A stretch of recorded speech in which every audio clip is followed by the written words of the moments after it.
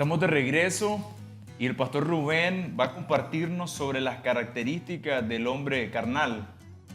Una de las características que creo que resalta más en este tipo de hombre es la que declara Pablo en Romanos capítulo 8, versículos 7 al 8, cuando dice: por cuanto los designios de la carne son enemistad contra Dios, porque no se sujetan a la ley de Dios, ni tampoco pueden.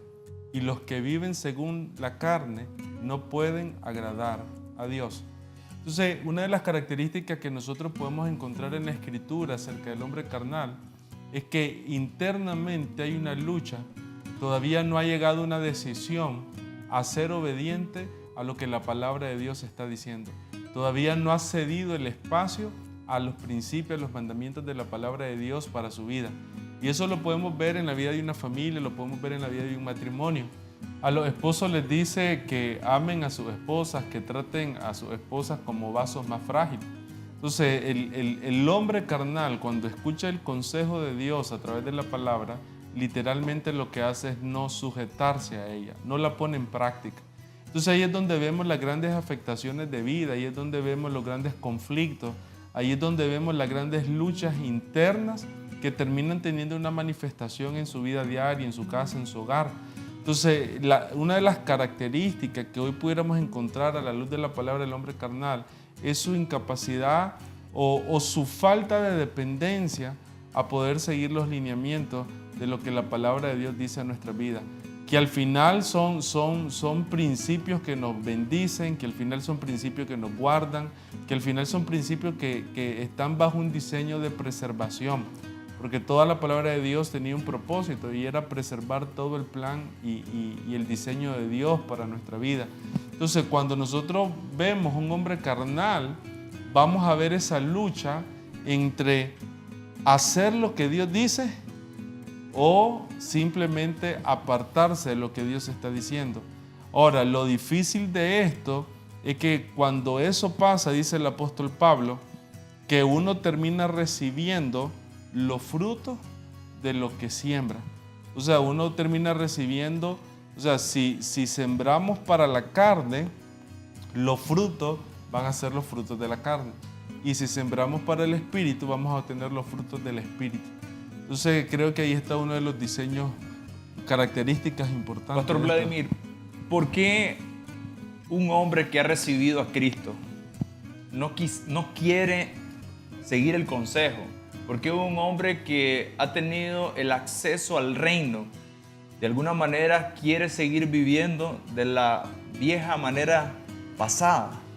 ¿Por qué pasa eso?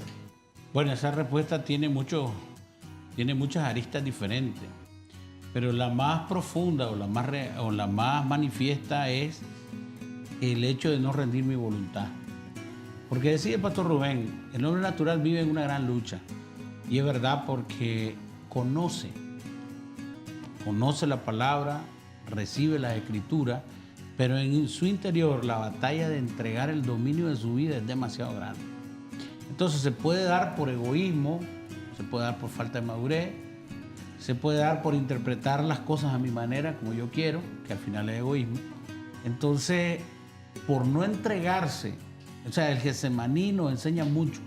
Cuando Jesús llega hasta ahí y es una noche difícil, y Él dice: estoy triste hasta la muerte, estoy viviendo un momento difícil, fisiológicamente hay una manifestación, hay un sudor de agua con sangre y la tensión es alta, pero Él llega a un punto ahí donde dice: que no se haga mi voluntad, sino la tuya.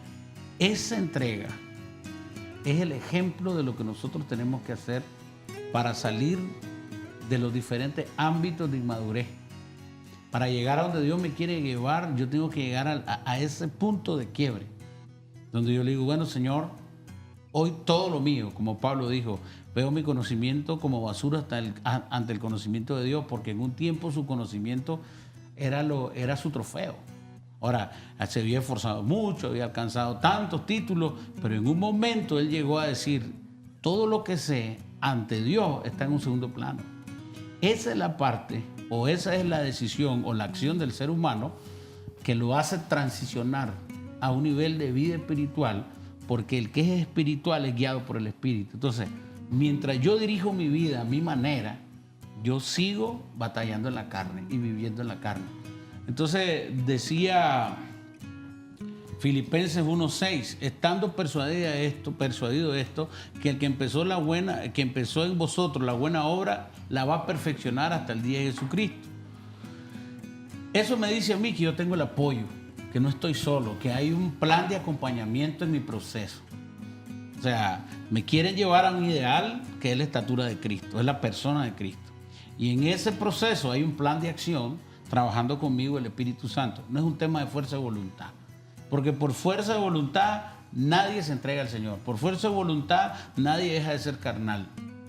Es entrega, es donde yo me entrego reconociendo mi pobreza espiritual y le digo, Señor, yo levanto mi mano porque yo no puedo solo. Personalmente yo luché mucho con el alcohol. Es más, en una ocasión yo le dije, Señor, yo quiero venir a los caminos del Señor, pero no quiero dejar de tomar.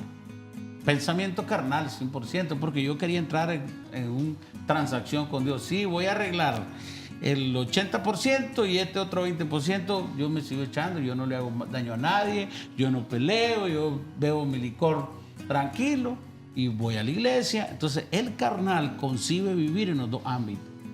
Por un tiempo le gusta la parte espiritual, le gusta ir a un retiro, le gusta ir a diferentes lugares, pero por otro lado hay algunas áreas donde todavía no quiere dejarla. Entonces yo me rendí y le dije, bueno, Señor, yo no puedo solo en este asunto. Yo te entrego hoy y reconozco mi debilidad ante el licor y te pido que me ayudes. Y le dije, de pasadita, ayúdame con el cigarro, porque fumaba mucho. Hasta el día de hoy son 15 años que yo no recuerdo que haya sido difícil, que fue un momento duro, que casi me muero. No, la obra santificadora del Espíritu Santo. Y esa rendición es lo único que yo puedo decir que me ha servido. Creo que no hay mérito en el hombre, creo que es la gracia del Señor. Por eso es que la madurez en este proceso es clave, porque madurez no es lograrlo todo de una sola vez, sino que ahí es donde vemos el amor de Dios y su fidelidad, que Él nos va mostrando poco a poco las cosas que nosotros necesitamos cambiar, las cosas que nosotros necesitamos desarrollar. Porque si lo hiciera todo de una sola vez, colapsamos. Pero no es así.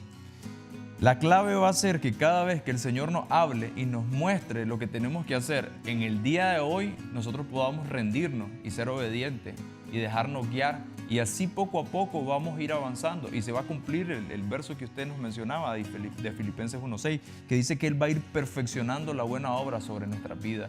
Es decir, que no tenemos que correr, no hay prisa, sino que lo que tenemos que hacer es disfrutar, deleitarnos en el Señor, poderlo escuchar y ser obediente a cada una de las cosas que Él nos está hablando.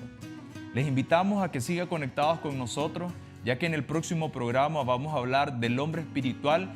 Y vamos a cerrar esta parte donde hemos estado hablando de los 3 tipos de hombres, pero entender que la parte espiritual, lo que tiene que ver con el hombre espiritual, es parte del diseño de Dios para nuestra vida. Les agradecemos y nos estaremos viendo muy pronto. Que Dios les bendiga. Somos uno en Cristo, uno